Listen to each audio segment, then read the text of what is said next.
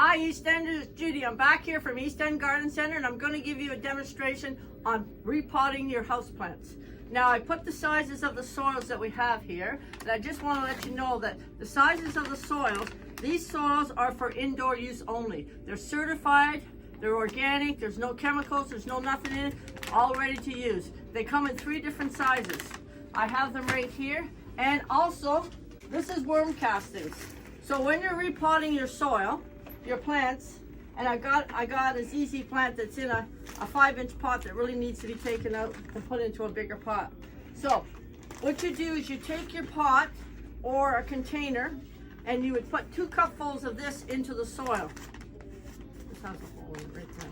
So you dump 2 cupfuls of this into here, which is equivalent to a half a bag into this size right here. This is the size. You put a half a bag of the worm castings into this size. So then you mix it all up. Mix it all up really good. Why we use worm castings into the potting soil? It has 2 reasons why. The plant, when you replant it, stops it from shocking and it uptakes the nutrients right away. And secondly, it stays in the soil a lot longer than just a normal fertilizer. This is a fertilizer you would use if you're not repotting your plants.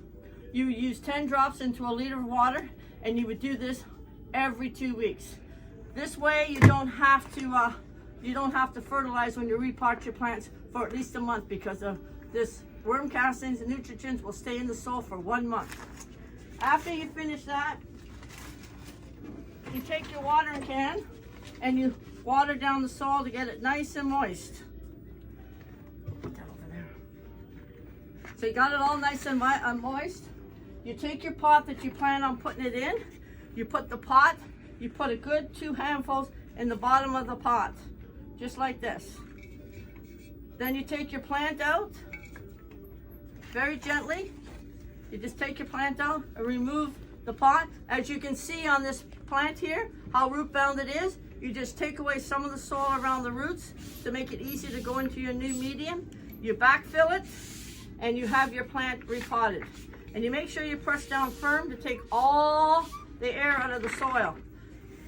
Now this plant is going to, because we put the worm casting in it, it's going to uptake the nutrients right away, and it's going to help this plant stay healthy and stop it from shocking. The worst part is when we take the pots off of the soil, we expose the roots to air. And plants don't like to be subjected to any air or any light, because they're meant to stay into the soil. So there we have that plant. That's your plant that's being repotted. So there you go. That's the ZZ plant. It's very easy. 3 steps. Now, if you want to do cactuses. Now cactuses are very different. They come from the desert, so you have to treat them with the desert conditions. They like it hot, they like it dry, but they don't necessarily need full sun. They need indirect light. As long as they got indirect light, they're fine. These are called desert cactuses because of the thorns. These are called tropical cactuses, also known as succulents. So they're very easy to pot, these ones as well. I would recommend you to use you would use the cactus. Cactuses have very shallow roots, So you don't want to put them in too big of a pot. So you put some stone at the bottom of the pot. Again, you would add 2 handfuls of worm castings to a bag like this. Mix it all up, repot your cactuses. Cactuses can stay in pots for long times because they grow at a very slow rate. Now remember, when you have a cactus inside, don't water it as much. It may need watering once a month. And if you don't have to repot it, then I would recommend you to use the cactus fertilizer. When this is a cactus fertilizer, you put 7 drops into a liter of water, and again, you would water it at once a month. But the best thing to do is buy yourself a moisture meter, which is on the wall there. And that will help you take the guessing out of when to water them, when not to water. This plant here, because we've already put the water into the worm castings into the medium, will not have to be watered for at least 2 weeks. I would recommend you to use a meter to know when it has to be watered. Remember, ZZ plants like drying out in between waterings, so they can go on the dry side. They're very tough, and they're very hardy, and they're a very low light plant. Now, secondly, we're going to talk about orchids. Now, there's really two types of orchids. Mainly the orchids that they do have on the market that's sold everywhere, and these are called Pelargonian orchids. Most people never know the name. They're also called moth orchids. That's the traditional name. These things will last for 2 to 3 months flowering because they got the right optical when they come from the greenhouse. And the thing is with these things, they're in a growing medium. It's like a bark medium, just like this. So what happens is, in order to keep these things watered, it's best to put them into a pot like this and submerge them in water for at least 2 to 3 hours and then dump them out. Never use ice cubes.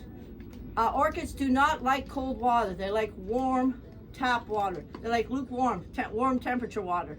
That's what they like. And again, once the bark has soaked up the water, it will hold for at least 3 weeks. And this is what we recommend you to fertilize. Put this in the water. It's called the orchid fertilizer. The only time you never fertilize an orchid is when it's in bloom. When it's not in bloom, you can fertilize it. That's the only time you fertilize it. Once all these flowers fall off and these stems dry out, you cut them down to the bottom.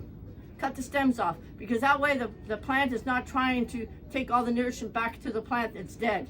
So again, you would take it out of this small pot, put it in a pot that's got good airflow. And make sure when you do when you're doing your growing media, you put your growing media into a pot, soak it, get it nice and wet, so you don't have to soak the plant. But if you're not repotting the plant, then you would use this orchid fertilizer in a liter of water. You put 7 drops, fill this up to about here, let it soak for 2 to 3 hours, and take the plant out of the container, dump the water out, and you have this for a good 2 months. Now remember, these orchids will flower for at least 2 to 3 months, and they flower twice a year, only twice a year. So no matter what you're doing for them, you won't get them back flowering. You have to let them have their rest period. I also want to mention we have a newsletter that's coming out with lots of tips and lots of information. You can subscribe to it. We'll send it to you. If not, at the end of the month, if you do not have a computer or you do not have a phone that can take this newsletter, you can pick this up at the store. And I also want to let you know, if you have any questions on anything that's in the garden, related garden, inside or outside, you can give us on those comments, put a comment. We'll have somebody call you back. If not, you can come into the store, leave your question here, and someone will get back to you, or they may even get back to you on the same day. We're offering potting. So yes, we're also offering, if you buy the plant in the pot, we will repot it free of charge. Okay, bye. I'll see you next time. Bye.